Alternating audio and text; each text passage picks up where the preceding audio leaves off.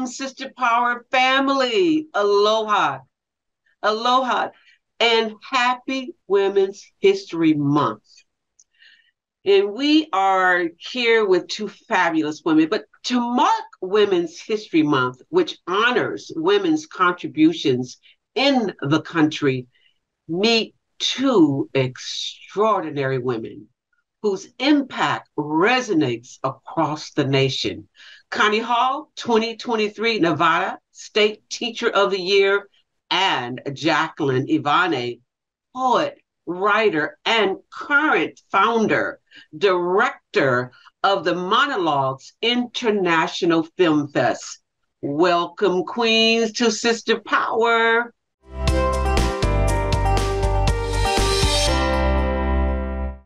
I'm so excited to, well, first, welcome back, Jacalyn. You've been on before, and you have really helped me along the way in the beginning of Sister Power, and I want to thank you for that. But I'm so very happy to have Connie Hall with us. Welcome, Connie. Thank you, Sharon. We It's a have, pleasure to be here. thank you. We have so much in common. You're a teacher. My mother was a teacher. Your father was the minister of the Seventh-day Adventist Church. My father was a minister at the Seventh-day Adventist Church. You attended Oakwood College. I attended Oakwood College. Uh-huh. So the first thing I would like you to tell our Sister Power family, how did it feel the moment you found out you were named Nevada's 2023 Teacher of the Year? Oh, I am still in shock, even hearing the title when it's given. That day, I just went to school, a regular school day, getting up to teach my students, October 11th, and we were told that our superintendent for our district was coming to visit, and I was excited about meeting her. She was new to the area, and I was like, "Oh, I'll be so happy to see her," because we had followed each other on Twitter. So we're out there, and I'm waiting for her to show up, and I'm hearing our previous governor, Sisolak, starting to talk. And I turned around, my eyes got really big, and I'm seeing cameras. I was like, no, this couldn't be. This couldn't be. And he was saying teachers. And then I look over walking towards, and I see my brother from California, my husband, son, and granddaughter. And I just put my head down and I just cried. And then he said my name because I knew when I saw all of that it had actually happened. Oh, wow. Well, congratulations again. So tell us when you first knew you were called to teach. From the youngest, my mom was a church school teacher, and as you mentioned, my dad was a minister. So I was either at the church school or I was at the church. Either one of those places, that's where you would find me. And I would work, around the school all the time, helping my mother. And it was a multi-grade school. So it was like a two-room schoolhouse. And when I became an older student, I found myself when I finished my assignments, I would go and help the younger students. And I started seeing ways that I was able to help them learn. And I was like, oh, maybe this is something. And back in the day, some may not remember this, but in the 80s, I worked at the YWCA. And I worked with children while their parents were having training. And I started seeing something telling me, okay, Connie, I think you have a gift for working with children. And that led me to pursue the studies of education at Oakwood University. Yeah. Well, Jacalyn, well, thank you. My hat goes out to teachers, really. They're so vital to our world. But Jacalyn, that book, I mean, what is behind the meaning of the title of your book, I Am Not an Inconsequential Word? The book cover, first of all, is beautiful. Thank you so much. Thank you for having me again on your show this evening. I really appreciate that. My son is the designer of my book covers. He is a photographer, a Photoshop expert, a graphic illustrator, a digital artist, and he combines all those skills together to come up with the book.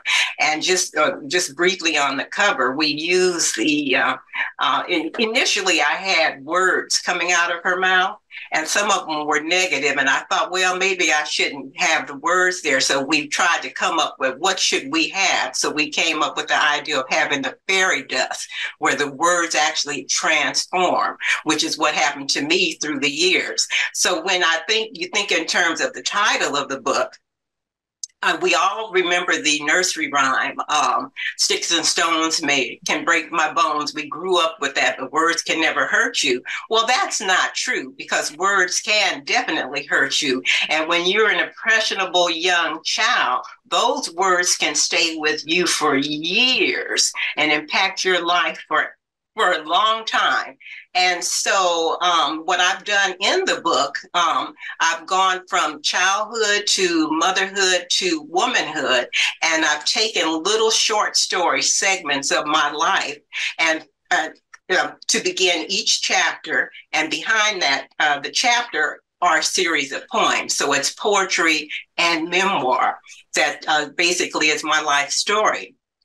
And for example, I was denied a job at one time due to racism, blatant racism. They literally told me they wouldn't hire me because I was Black. I speak about things in another chapter about, love. There's something for everybody. There's love and giving everything that you have to the wrong person. How many of us has that happened to, as we're growing through life? And then I also talk to parents in one chapter about sending our children, particularly Black parents, out into a world where we are so concerned about them coming back home simply because of their skin color. So in the book, basically what I've done is really just taken this collection, and under the title, I am not an inconsequential word. It's my defiance to say to the world, I am consequential. Yeah. And so that's how that title came about. Just you thinking about all the different words and how they've impacted my life. So that's the title. And I love it. There's one part in the book, your book begins with a preface titled, which I love, I Wasn't Always a Queen. What message are you relaying at the beginning of your book? And, I have it, and that struck me because when I first, I moved here from Los Angeles, mm-hmm. and we referred to each other, hey, Queen, how you doing, Queen? But when I moved to Hawaii, they were looking at me like, Queen? Well, yes, I am a queen. But we had to realize that. Tell us about that. Well, and that's one thing that's really important, just to talk about the title Queen, because there are, in fact, a lot of people that really are offended, particularly when they hear sisters calling each other a queen. But for me, it's more a sign of respect, admiration. It's endearing, and it just really shows that respect that we have for one another, and we're lifting each other up.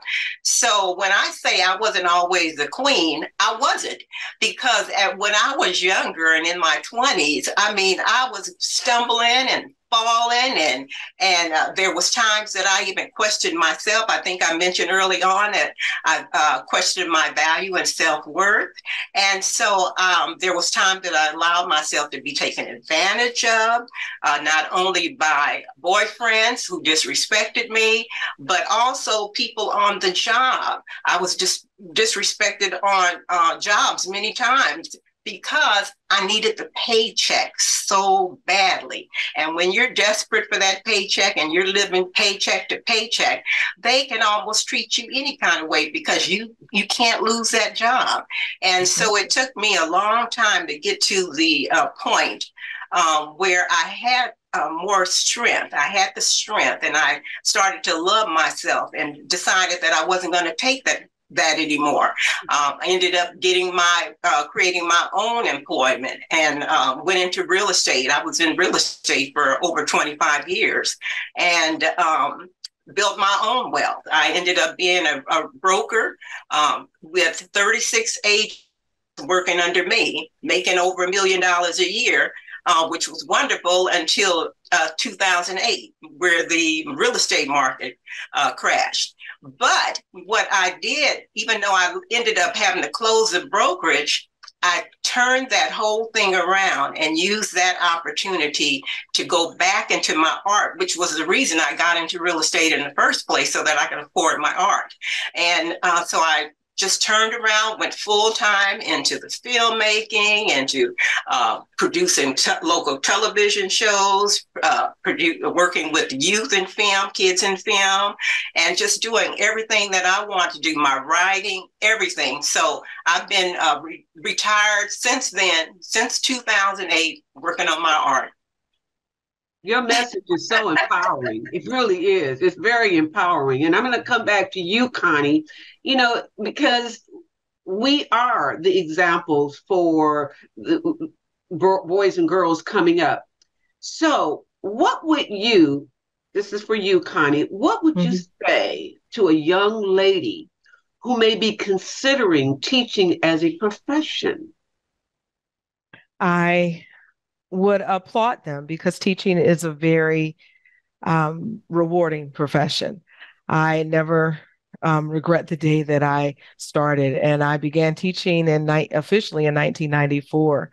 Yes, it's going to be some difficult things because it's a lot that you're required of. But when you remember your purpose and you're there for the kids and you want to see them learn in those moments, it just gives you what you need to continue, even through the difficulties, the paperworks, the conferences, the late hours. I'm on break now, and I was over at the school, even during break, because you want things to be done, because you want your students. I wanted my students to have some better opportunities than I had. I wanted them to go further at times than I was able to. So having, keeping that purpose, working hard, staying focused, putting yourself around positive people. And that's one of the main things, because there's a lot of discouragement in education, but you have to be around positive people that can keep you lifted up. Going around sometimes in the teacher's lounge may not be the best place, because you're going to have some people that are negative and everything is going to be complaining about a kid or about a parent. But you have to stay focused. Surround yourself with a coworker or a mentor that is going to be positive to help you to be the teacher that you want. And I had to encourage myself in a lot of instances, because in several schools where I taught, I was the only Black teacher that was there. And sometimes that was interesting in itself, but I found some positive coworkers in there to just help to surround myself with. So it's fulfilling. Go for it. Stay around positive people and don't look at the negative all the time. Well, what grades do you teach?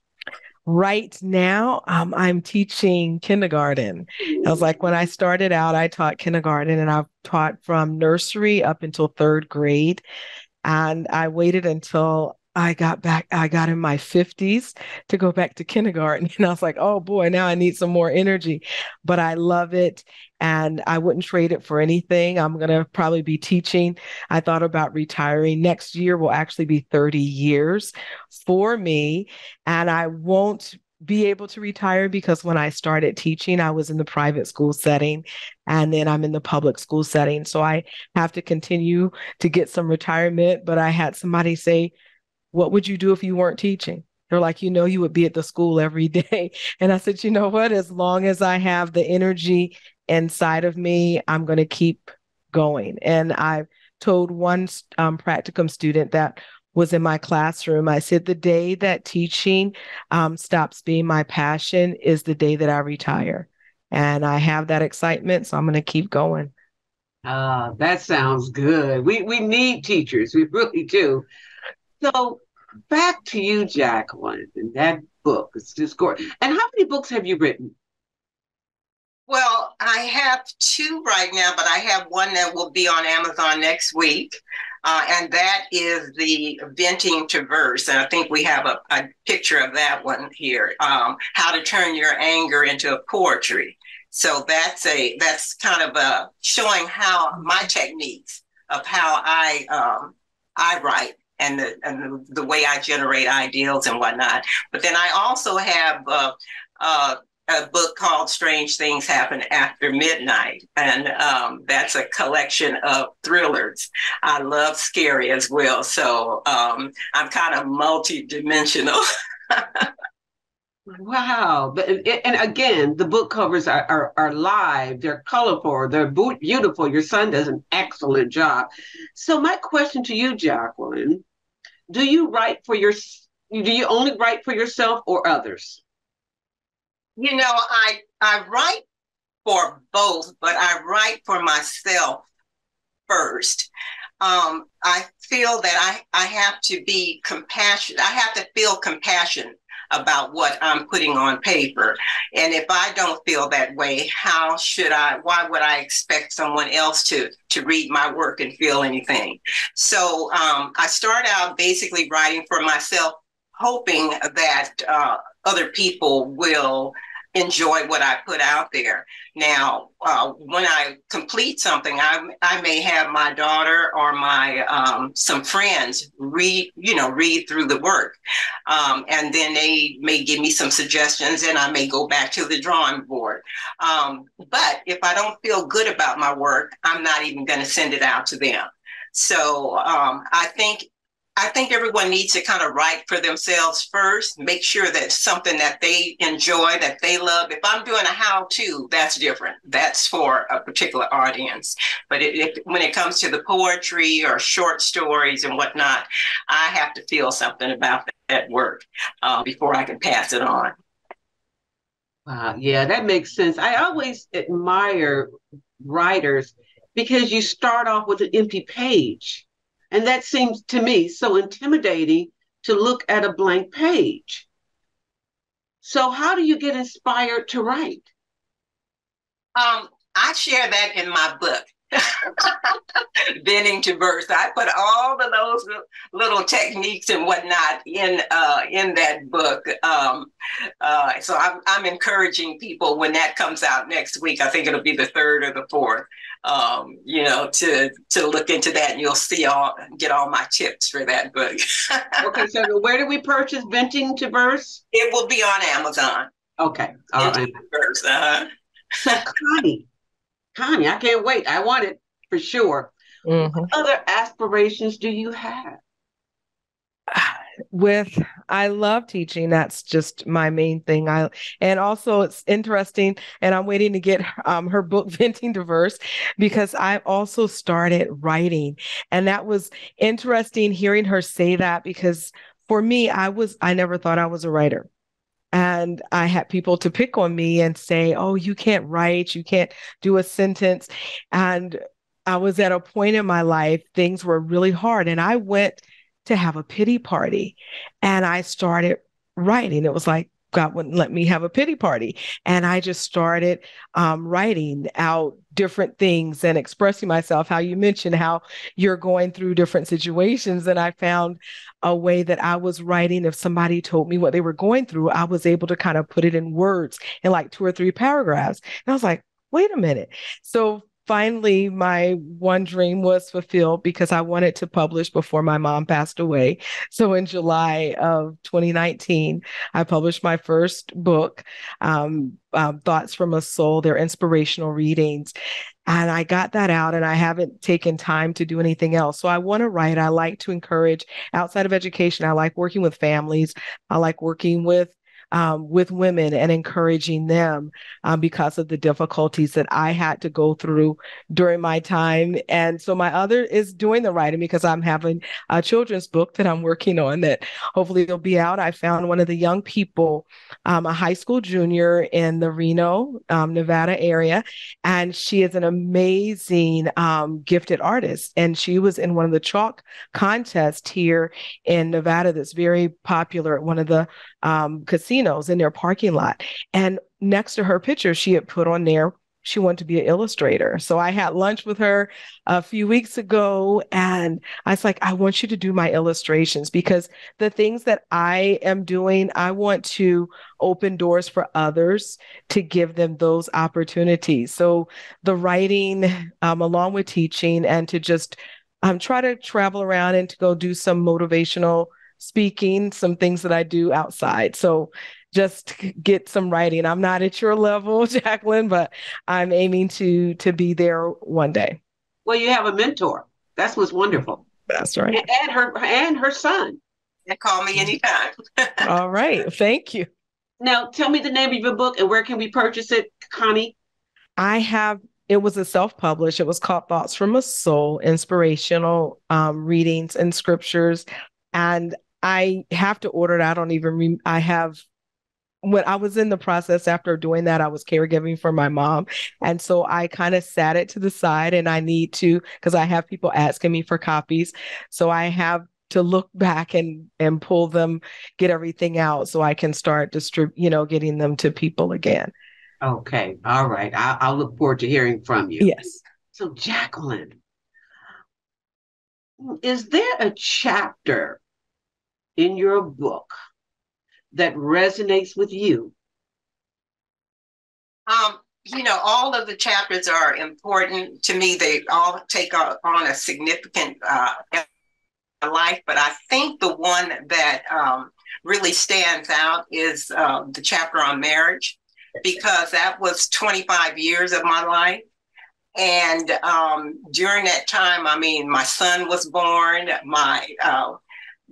There's so many different emotions and experiences, love, and then stress, and hardship, and just that whole range of things. And then one of the things that I talk about in that chapter is my husband's PTSD, which really was it was something else, I tell you.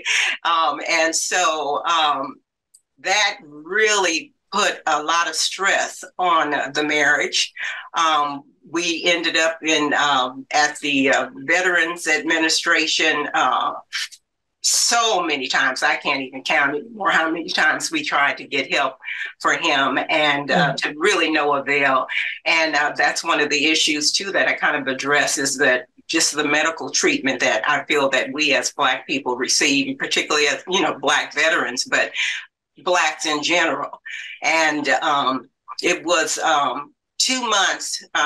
We found out that he had, towards the end of his life, that he had a brain tumor, which I felt was probably some signs of that there all along, but without proper treatment, it wasn't discovered until 2 months prior to his passing. Mm-hmm. And so I just feel that the medical treatment that we received is really bad. I almost died in 2011 myself. I had really severe pains in my right shoulder, ended up in the emergency room, and they did the EKG, and the doctor was ready to send me home. And I insisted, no, something is wrong. You cannot send me home. I was so persistent with it that he decided, well, let me just take a look at one more thing. And I think he called it, I think it was a venogram, something like that. But it's where they take the dye and shoot it through your body. Mm-hmm. When he came back into that emergency room, he looked like a ghost. His face was so white, and told me that I had 4 blood clots in my lungs and 1 in my right leg. He was ready to send me home to die. So we have to, as Blacks, we really have to advocate for ourselves and one another, because I don't feel that there is enough concern out there for us. We are dismissed too quickly. And undervalued. That's another show. And I was telling you ladies before we started that I'm a caretaker for my husband. He has dementia and Parkinson's. And I want to tell my story and you must be an advocate for the people that you love. You have to be there. But that's another show. That's another show. But I want to end, and I want you ladies, I'm going to end with this question. I'm going to start with you, Connie, and then end up with Jacalyn, because we have maybe about, 30 seconds each. I want to know, who are the women who support and inspire you? Previously, my mom, before she passed away, Corrine Gillard, and tomorrow would have been her 89th birthday. She was my inspiration. I've had some other amazing ones. Mrs. Helen P. She was one of the principals when I started teaching in Larchwood School in Philadelphia, Pennsylvania. She has been a supporter of me, and I am just thankful for some amazing women. One of my superintendents from my home conference, Lolithia Kibble, he's just placed the church mothers that I've appreciated throughout the years from the various churches have just been a very special part of me. And that's just instilled something in me to be the best that I could be. I love that. Jacalyn. For me, thinking in terms of writers, I have just been I love Maya Angelou, of course. And Ntozake Shange was a real inspiration for me. And she's for colored girls who consider suicide, stage play author and book author. I loved her work. I think she is just, her monologues were emotionally rich. I love Nikki Giovanni, Langston Hughes. I'm just thinking of, people that I admire as far as writers. The new young lady, Gorman, today. She's just Amanda. Yes, Amanda Gorman. Yeah, she's just fabulous. And I mean, I even like Tupac. I think he is a poetic genius. He just puts his words to music. So I've been inspired as far as writing by a lot of people. I thank them all. And there's so many of them out there, and there's going to be so many new voices in the future. Ladies, queens, celebrating women who tell our stories. This has been absolutely just enlightening and inspiring. And Connie and Jacalyn, I want to thank you for your wisdom. I want to thank you for your expertise. And will you come back again? Yes, sure. Thank you so much for having us. We can talk about the caregivers part. That's the next show. All right. I'm going to definitely contact you, ladies. Well, I want to say thank you to our Sister Power family. Yes. My name is Sharon Yarbrough. Aloha.